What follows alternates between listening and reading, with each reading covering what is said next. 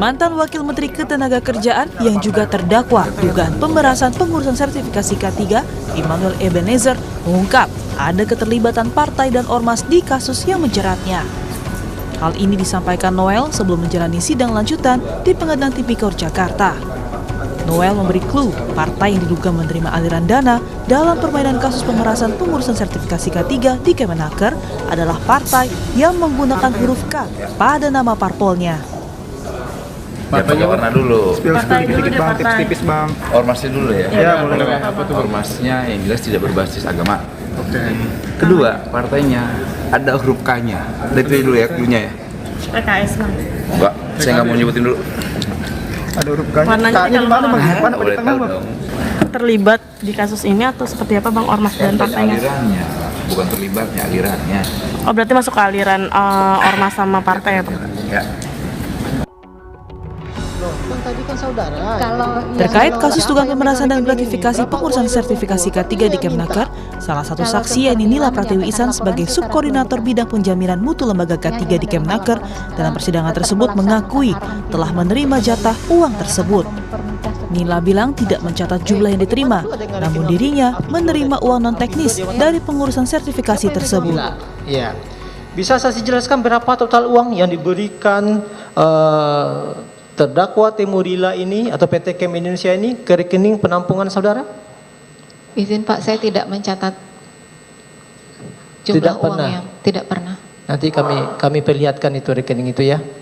Berarti ada ya ke rekening dari PT Kem Indonesia terkait dengan sertifikasi lisensi K3 ya. Baik. Untuk proses penerbitan sertifikat, jika ada yang memberikan nanti diterima saja, tapi kalau tidak ada tidak usah dipaksa. Gitu ya. Romawati ini uang yang saya terima tiap bulan dari tahun 2021 sampai 2025 itu. Iya, karena saya hanya menjalankan arahan dan kalaupun nanti saya sampaikan itu yang saya khawatirkan akan mempengaruhi hubungan atau relasi dengan atasan ataupun dengan rekan kerja, Pak. Sebelumnya, Noel didakwa melakukan pemerasan pengurusan sertifikasi K3 bersama sejumlah ASN di Kemenaker. Dalam dakwaan jaksa, Noel disebut meminta jatah senilai 3 miliar rupiah. Selain itu, dalam dakwaan jaksa, para terdakwa juga memaksa para pemohon sertifikasi dan lisensi K3 memberikan sejumlah uang. Tim Liputan, Kompas TV.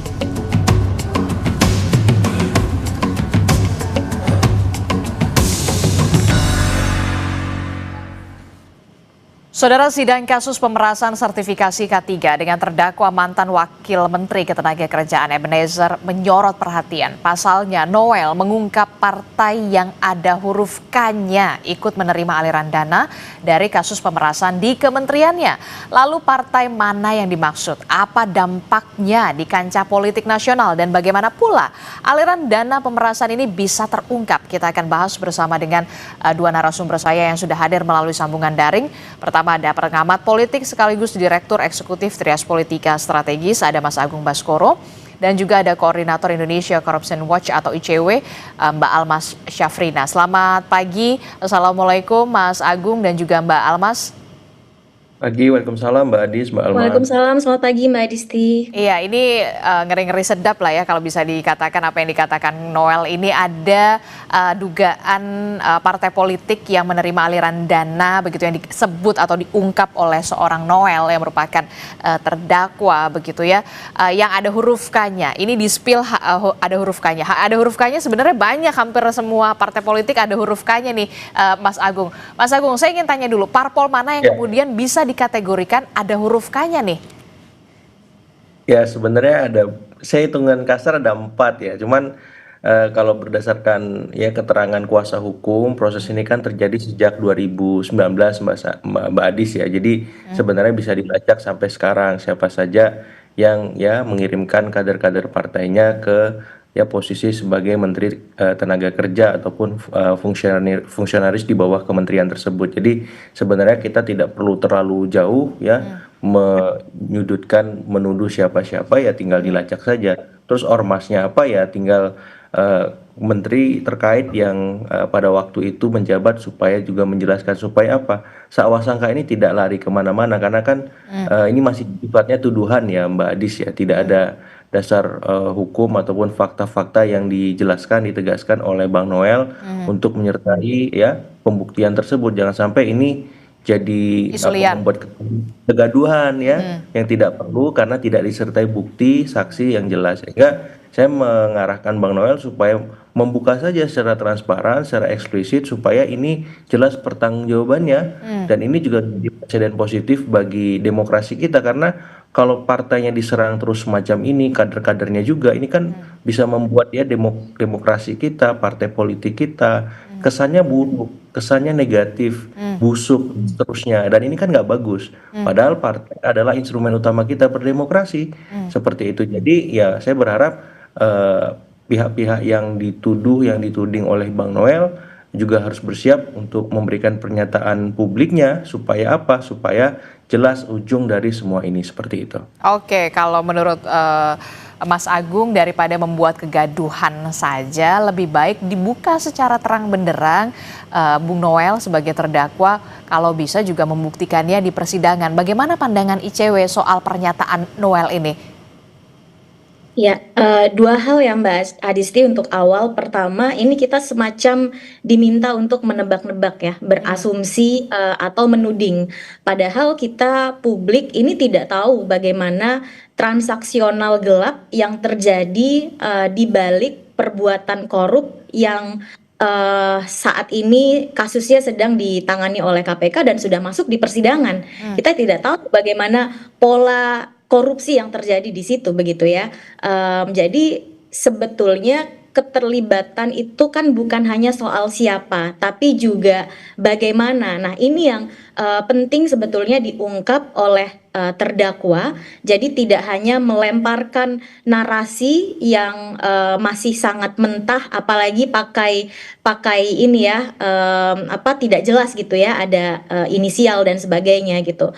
Seorang tersangka atau terdakwa sebetulnya punya ruang itu untuk menyampaikan kepada penegak hukum begitu ya soal siapa saja sih yang terlibat dalam proses atau terjadinya tindak pidana korupsi, baik itu individu ataupun perusahaan, korporasi dan sebagainya begitu. Jadi ruangnya ada. Yang menjadi pertanyaan adalah apakah informasi penting ini juga disampaikan di proses pemeriksaan di KPK misalnya, atau juga yang sekarang sedang berjalan di persidangan sehingga bisa ditindaklanjuti oleh hakim begitu. Tidak hanya menimbulkan polemik atau sakwa sangka tadi ya bahasanya Mas Agung di depan publik yang sebetulnya publik juga tidak tahu menau soal bagaimana proses detail terkait dengan kronologi kasus dan sebagainya. Jadi harapan kami adalah kalau memang tujuan tersangka adalah membongkar korupsi ini secara tuntas begitu ya, sampaikan itu di dalam persidangan. Sehingga tudingannya bisa dikejar akuntabilitasnya. Karena penegakan hukum itu kan berbasis validitas, berbasis dengan bukti ya, yang juga harus disertai dengan pembuktian dan sebagainya. Nah, ini kan belum terlambat gitu untuk menyampaikan informasi tersebut. Kalau memang kemarin luput untuk disampaikan di pemeriksaan di KPK, ya ruangnya masih ada. Silahkan disampaikan di persidangan sehingga bisa ditindaklanjuti oleh hakim. Oke, jadi lebih baik seorang Emmanuel Ebenezer ini ketika kemudian mengungkap ada spill, ada dugaan aliran dana ke salah satu partai politik begitu, tolong saja dibuktikan di dalam persidangan. Tapi yang kemudian menjadi pertanyaan saya selanjutnya, mungkinkah kemudian seorang Emmanuel Ebenezer ini kemudian mengajukan whistleblower atau seperti apa? Mbak Alma? Oke, ya dimungkinkan saja begitu ya Mbak. Tapi saya rasa ini kalau kita perhatikan dari proses yang sudah berjalan di KPK, rasanya ini adalah informasi baru yang dibuka oleh terdakwa. Immanuel terkait dengan dugaan keterlibatan pihak-pihak terkait, dan perlu dilihat narasinya bahkan terbuka disampaikan di muka publik begitu ya, bagaimana tersangka atau terdakwa ini menyangkal mulai dari keterlibatannya, adanya korupsi dan sebagainya begitu, sehingga memang apa yang keluar dari kesaksiannya di muka umum ini betul-betul perlu dikejar soal akuntabilitasnya. Apakah ini sekedar misalnya untuk menambah gaduh problem korupsi yang sudah menjadi konsumsi publik ini, atau memang ini adalah satu hal yang ingin serius dibongkar begitu ya oleh pihaknya, karena soal keterlibatan partai ataupun pihak-pihak lain di luar nama-nama yang sekarang sudah menjadi terdakwa ini juga sangat dimungkinkan, mengingat korupsi ini bukan hanya terjadi di waktu yang pendek begitu ya. Ini kalau berdasarkan dengan keterangan yang sudah banyak terbuka di media, ini kan kasus korupsi yang sangat ironis ya, sudah sejak tahun 2019 disebut. Artinya ini korupsinya sudah sistemik sekali, sudah bertahan sedemikian lama, melampaui rezim kementerian atau pergantian kepemimpinan di kementerian tersebut begitu. Sehingga saya rasa memang memang ada kemungkinan keterlibatan dari pihak-pihak lain, tidak hanya yang sekarang sudah ditetapkan sebagai tersangka. Tapi lagi-lagi ini semestinya tidak hanya menjadi teka-teki publik, tapi menjadi satu fakta baru di muka persidangan yang seharusnya bisa ditindaklanjuti oleh hakim. Misalnya nanti hakim memerintahkan KPK untuk menelusuri dugaan keterlibatan dari pihak-pihak lain tersebut dan sebagainya. Oke, ini menjadi kalau betul-betul ingin diungkap secara terang benderang dan diusut secara tuntas begitu, ini bisa menjadi fakta baru yang memang harus dibuktikan begitu oleh seorang terdakwa Immanuel Ebenezer begitu. Benarkah ada dugaan keterlibatan partai politik di sana?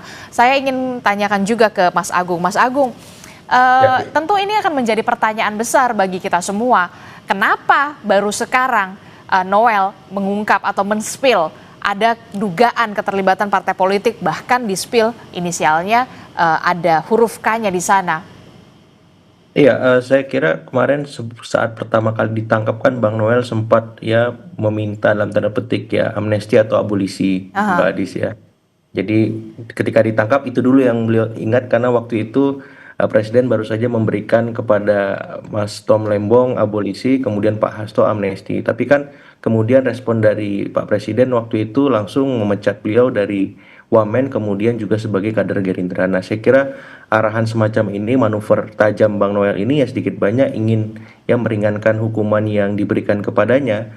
Yang pertama dibaca semacam itu. Yang kedua juga bisa dibaca bahwa ya beliau memang punya niatan untuk membuka tabir gelap ya, proses transaksi gelap yang selama ini terjadi di Kementerian Tenaga Kerja semacam itu dengan pemberian izin K3 semacam itu. Dan ini memang menegaskan juga satu hal bahwa kader-kader partai ya, walaupun kita sering mengatakan oknum, itu seringkali dijadikan ya ATM politik, Mbak Adis ya.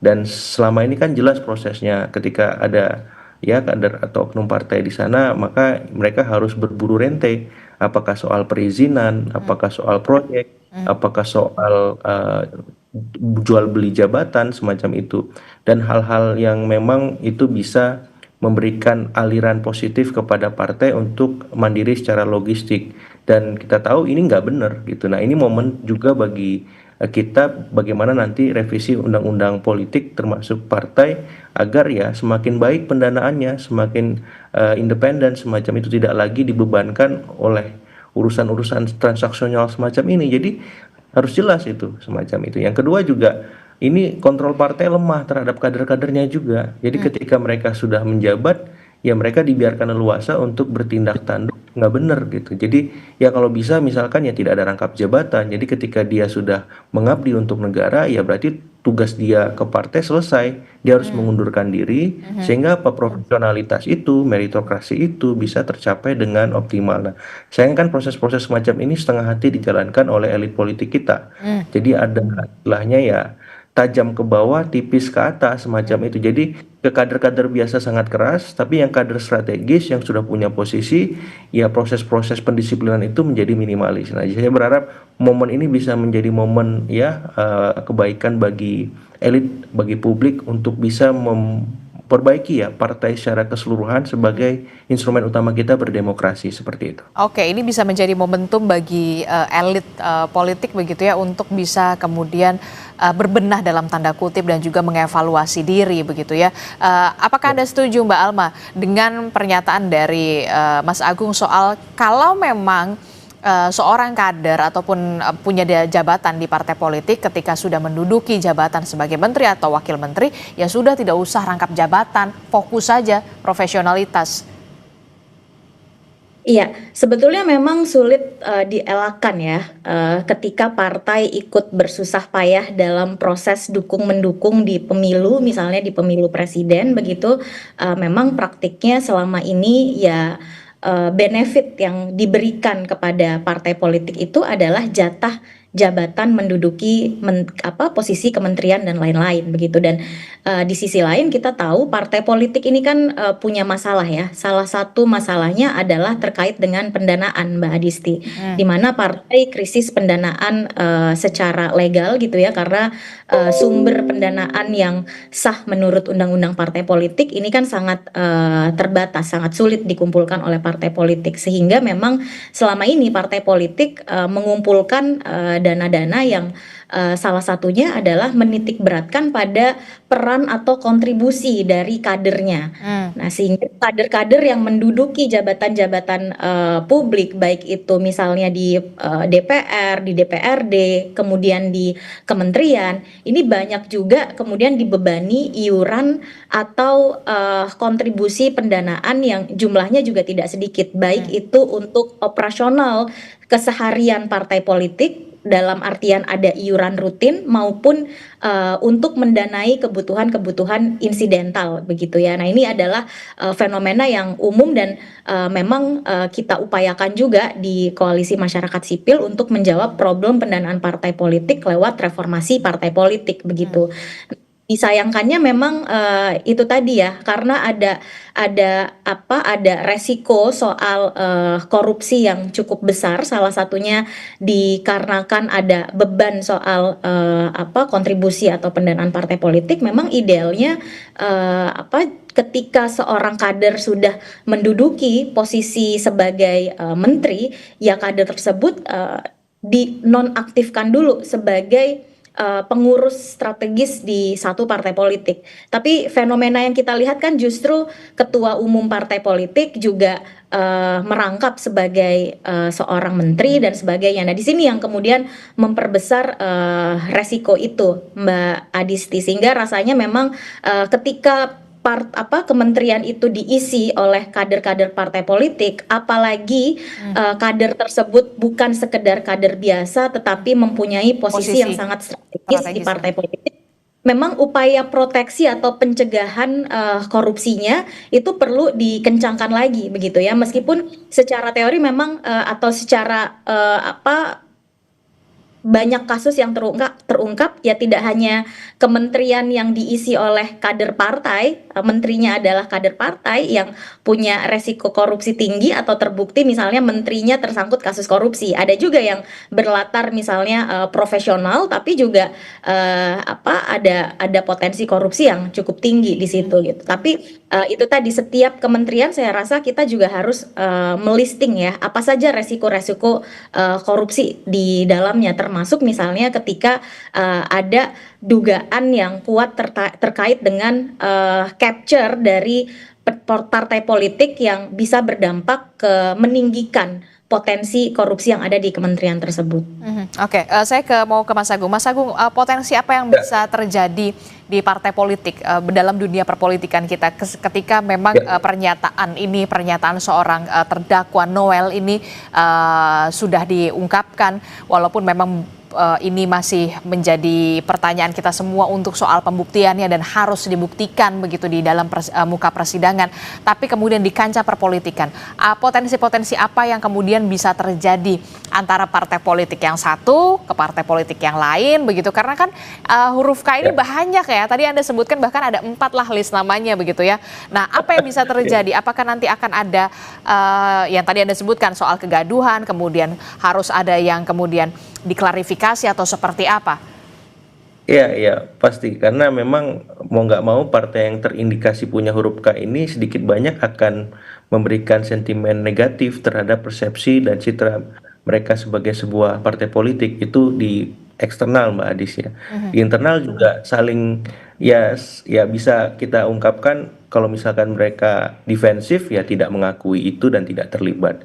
Tapi kalau mereka positif ya mereka membuka diri, memberikan pernyataan, klarifikasi, menjelaskan ini dari awal sampai akhir bagaimana misalkan kader-kader mereka yang duduk di sana ya sedari awal bekerja secara profesional semacam itu. Jadi responnya akan dua hal itu yang kita lihat, ofensif atau memang positif gitu ya. Nah yang ketiga memang publik akan ya netizen ini kan punya insting intelligence yang sangat tinggi Mbak Adis ya. Dengan sendirinya akan terbuka sendiri di era seperti sekarang ya, karena semua informasi itu terpapar dengan baik secara digital. Jadi ya kita akan menunggu ya detektif-detektif netizen yang luar biasa itu bekerja dan partai akan malu dengan sendirinya. Dan saya berharap jangan sampai semacam itu ya, institusi politik kita, partai politik kita mendapat ya serangan-serangan minor yang itu memang lebih banyak benarnya ketimbang tidak benarnya. Karena apa? Karena kelakuan mereka sendiri. Jadi kalau ditanya efek dan ekses dari statement Bang Noel ini ya sangat besar kalau tidak kelola dengan baik, dikelola dengan bijak oleh partai-partai politik itu sendiri. Dan nyanyian ini akan terus sumbang kita dengar sepanjang beliau ya ikut persidangan ya, sampai dalam konteks nanti hakim juga akan membuka ruang-ruang baru terhadap pembuktian yang baru juga semacam itu. Jadi maksud saya di sini ya lebih baik dimitigasi dari awal, partai-partai langsung responsif merespon ini supaya apa? Untuk menyelamatkan partai-partai sendiri ya, untuk menghindari proses delegitimasi terhadap partai politik di mata publik semakin besar. Karena saya nggak mau juga partai politik kita ya tidak disukai, kemudian selalu mendapat citra minor di banyak survei-survei kredibel karena selalu berada di posisi buntut soal kepercayaan publik misalkan. Yang ketiga juga saya juga nggak mau partai kita juga dianggap ya istilahnya orang yang kotor semua misalkan, padahal itu hanya oknum-oknum saja dan masih banyak orang-orang yang berdedikasi yang benar-benar bekerja untuk ya membuat pembangunan positif bagi negara kita seperti itu. Oke, saya ingin tahu untuk ruginya untuk partai politik dan juga untuk Noel dengan pernyataan yang sudah diungkapkan oleh Noel ini setelah statusnya dia menjadi terdakwa. Ya lebih banyak merugikan partai Mbak Adis ya. Ya karena kan sekarang ketika dia dipecat dari Gerindra, otomatis Bang Noel ini ya istilahnya single fighter ya. Jadi dia mau tidak mau harus bermanuver tajam dalam tanda petik mengkompromikan hukuman yang nanti diberikan supaya lebih ringan. Yang kedua juga menegosiasikan ya posisi tawar politik dia di mata elit-elit partai semacam ini mau sampai mana ya, apakah dia dibiarkan sendirian seperti ini terus ya. Kalau demikian ya berarti dia akan membuka semua hal, dan praktek-praktek ini yang saya nggak mau. Jadi Bang Noel karena aktivis ya di masa lalunya sebelum diangkat sebagai wamen ya harus menunjukkan tajinya bagaimana memastikan bahwa ya Kementerian Tenaga Kerja, kementerian-kementerian yang lain bersih dari praktek-praktek para mafia ya di kementerian ya, supaya jual beli izin, jual beli jabatan, ya jual beli proyek, jual beli yang lain itu tidak terulang lagi. Karena ya mau nggak mau kan proses state capture yang tadi sempat disinggung Mbak Almas itu seringkali terjadi ketika misalkan partai mendapatkan posisi ya pasca kemenangan di Pilpres sebagai menteri kah, wakil menteri kah, kepala badan dan seterusnya gitu. Jadi proses-proses kebijakan publik yang harusnya transparan, kredibel, mengutamakan publik itu akhirnya dibalik logikanya dengan logika elit, sehingga apa? Sehingga kita dirugikan sebagai publik. Nah, Bang Noel karena aktivis membuka tabir itu, menjelaskan semua hal, mengungkap praktek-praktek kotor yang selama ini bersemayam di Kementerian Tenaga Kerja maupun kementerian-kementerian lain, ya. Ini momen bersih-bersih yang saya kira Pak Presiden akan mendukung seperti itu. Kalau dari ICW sendiri, bagaimana penelitikan ICW soal ini, soal hitung-hitungan kerugian negara terkait dengan kasus yang kemudian menjerat Noel, termasuk juga soal dugaan adanya aliran dana ke partai politik ataupun ke ormas yang seperti diungkapkan oleh seorang terdakwa, Emmanuel Ebenezer. Iya, Mbak Adisti. Ini kan kasus sebetulnya menunjukkan anomali yang serius ya dalam tata kelola pemerintahan kita. Pengurusan K3 yang sebetulnya adalah untuk memastikan fungsi protektif bagi pekerja ini justru jadi instrumen rente yang diperjualbelikan, ada tarif yang jauh lebih mahal dibandingkan dengan biaya yang sebetulnya begitu, dan ini sudah berlangsung lama. Dari tahun 2019 dan baru terungkap di tahun 2025. Ini sudah dua rezim menteri nih, dua rezim presiden begitu. Dan yang penting dilihat di sini adalah bukan hanya kerugian negara yang sekarang sudah diungkap juga di proses persidangan, tetapi ada kerugian bagi pekerja itu sendiri. Padahal kita tahu soal proteksi kerja ini kan seharusnya menjadi prioritas yang harusnya dijamin, harusnya dipantau oleh negara begitu. Jadi yang penting dilihat dalam kasus ini adalah betapa jahatnya atau besarnya dampak dari korupsi yang sudah menahun di Kementerian Ketenagakerjaan, dan yang kita harapkan juga ini kasus diikuti dengan satu tadi seperti yang Mas Agus sampaikan ya, ada proses bersih-bersih. Proses bersih-bersih ini tidak hanya memastikan bahwa orang-orang yang memegang posisi entah itu wakil menteri, kemudian juga deputi, pemberi layanan dan sebagainya, ini punya integritas dan punya rekam jejak dan kapasitas yang mumpuni, tetapi juga mekanisme pencegahan yang dibangun efektif di dalam kementerian tersebut. Karena ini satu tamparan bagi kami ya, melihatnya ini adalah satu tamparan yang keras sekali untuk Kementerian Ketenagakerjaan. Terlebih kementerian ini juga bukan pertama kalinya digoyang dengan atau diguncang oleh isu korupsi gitu. Di tahun yang sama bahkan ada 2 kasus korupsi, bukan hanya korupsi K3. Mengenai soal dugaan aliran uang, ini sebetulnya bukan satu hal yang sulit diungkap oleh aparat penegak hukum kita, karena transaksi atau aliran uang itu kan bisa dideteksi ya. Ada sudah ada instrumen yang dikembangkan begitu untuk menelusuri siapa pemberi dan siapa penerima aliran uang ini. Kalau sudah dari 2019 sampai sekarang, ini saya menduga orang-orang yang terlibat di dalamnya ini pasti tidak hanya tersangka-tersangka yang sekarang sudah ditetapkan oleh KPK begitu ya, tapi melibatkan lebih banyak orang lagi. Bahkan mungkin di dalamnya sudah ada pergantian personil orang yang punya wewenang atau jabatan di kementerian tersebut dan sebagainya. Nah, ini yang penting untuk diungkap juga oleh KPK. Jadi kami juga menunggu KPK melakukan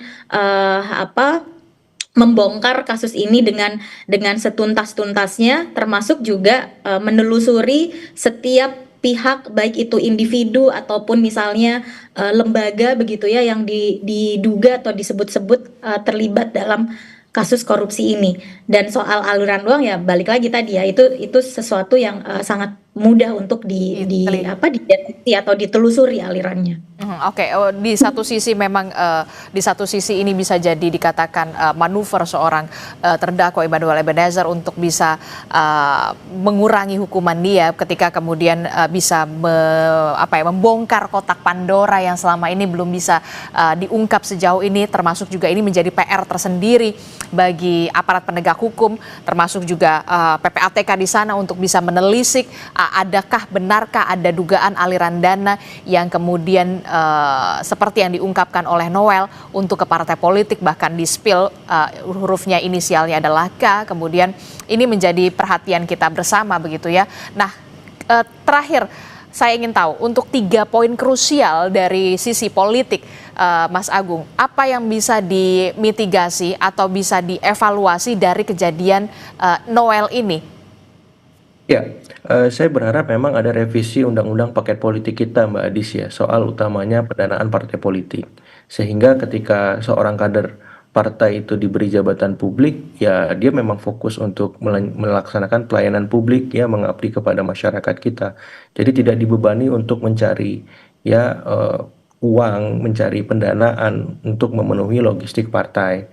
Jadi ini momen yang pas, momen krusial karena kita kemarin berdebat tidak dengan produktif ya ketika ada pembahasan soal ya revisi pilkada melalui DPRD. Ya ini lebih pokok ini. Pokok masalahnya di partai politik, bukan di rakyat, bukan di mana-mana semacam itu. Jadi ini moment of truth ya, reformasi partai politik ya, soal apapun tentang partai, soal fungsi-fungsinya dan utamanya soal pendanaannya. Nah, yang kedua, saya melihat juga ya momen ini juga bisa dijadikan ya bagi partai untuk ya menjelaskan posisinya ketika misalkan dia mengirimkan kader-kader terbaiknya di jabatan-jabatan publik. Artinya apa? Fungsi kontrol partai itu melekat dan kuat. Ya sehingga jelas pemisahannya. Jadi bukan berarti ketika partai mendapatkan jatah dari koalisi dari presiden itu selesai, tidak ada kontrol lagi ya. Kalau memang kadernya diduga bermasalah ya ditarik, diganti gitu. Jangan dipertahankan, jangan dibiarkan hingga ya menahun kan dari 2019 sampai sekarang. Ya berarti kan ini ya dibiarkan akut, dibiarkan terus terjadi semacam itu. Jadi saya berharap fungsi kontrol partai itu terjadi dan publik ya bisa punya harapan walaupun sedikit, tapi sedikit demi sedikit lama-lama kan bisa besar gitu. Dan harapannya partai bisa menopang ya demokrasi kita, politik kita dengan sehat dan optimal. Nah, yang ketiga soal perburuan rente state capture ini. Jadi saya mengapresiasi kerja-kerja KPK, kerja-kerja kepolisian, kejaksaan dan diteruskan. Dan saya berharap majelis hakim memberikan hukuman setimpal ya. Dan ini bisa jadi arahan juga ya kalau memang ada partai ataupun dalam tanda petik ormas yang terlibat dalam kasus ini sebagaimana dugaan Bang Noel ya, ya maaf dibubarkan Mbak Adis. Sanksinya harus jelas. Kalau koruptor dimiskinkan semacam itu. Jadi apa? Ini ada efek jera gitu. Ini ada efek pukul yang sangat kuat bagi siapapun yang melakukan kesalahan semacam ini, nggak ada ampun semacam itu. Oke, terakhir untuk Mbak Alma, apa yang ingin Anda sampaikan soal 3 poin krusial yang bisa dipelajari dari kasus Noel ini? Ya, satu kita melihat betapa rentannya satu kementerian itu terkait dengan kasus korupsi yang polanya sama begitu ya, target atau objek korupsinya sama bisa bertahan sampai bertahun-tahun. Ini kan juga membuat kita publik bertanya-tanya ya, bagaimana mekanisme kontrol, mekanisme pengawasan internal yang ada di kementerian tersebut. Padahal kementerian atau setiap bahkan di pemerintah daerah ini kan punya pengawas internal ya, ada yang namanya Irjen, sehingga di sini iya inspektorat. Jadi yang kita pertanyakan juga bagaimana sebetulnya sistem pengawasan internal itu bekerja di kementerian tersebut. Nah, ini yang seharusnya ke depan diperkuat oleh Kementerian Ketenagakerjaan karena publik sudah melihat ada korupsi yang berulang kali dilakukan di kementerian tersebut dan ini adalah satu pukulan telak begitu. Kemudian yang kedua Mbak Adisi, saya setuju sekali dengan tadi yang disampaikan oleh Mas Agung soal pentingnya menjaga agar kementerian atau institusi negara yang kita tahu mengemban pengelolaan anggaran negara yang sangat besar, punya fungsi pelayanan publik yang besar juga di kementerian ini misalnya terkait dengan pelayanan K3, ini dijaga agar tidak terjadi state capture gitu ya. Bagaimana menjaganya? Satu adalah memastikan bahwa menteri atau wakil menteri, kepala lembaga begitu ya, memimpin kementerian atau lembaga ini bersih dari segala resiko melakukan korupsi. Satu tadi itu soal rangkap jabatan begitu ya. Kemudian yang kedua adalah memastikan yang mengisi adalah yang punya rekam jejak integritas yang bagus begitu. Ya, nah yang ketiga ini adalah proses penegakan hukum yang sekarang sedang berjalan di persidangan begitu. Kami berharap sekali ini tidak hanya menguap di ruang publik menjadi polemik dan jadi tebak-tebakan siapa nih partai yang ada huruf K-nya yang kira-kira tapi harus ada pembuktian di sana di persidangan. Tapi diungkap. Karena ini kita juga melihat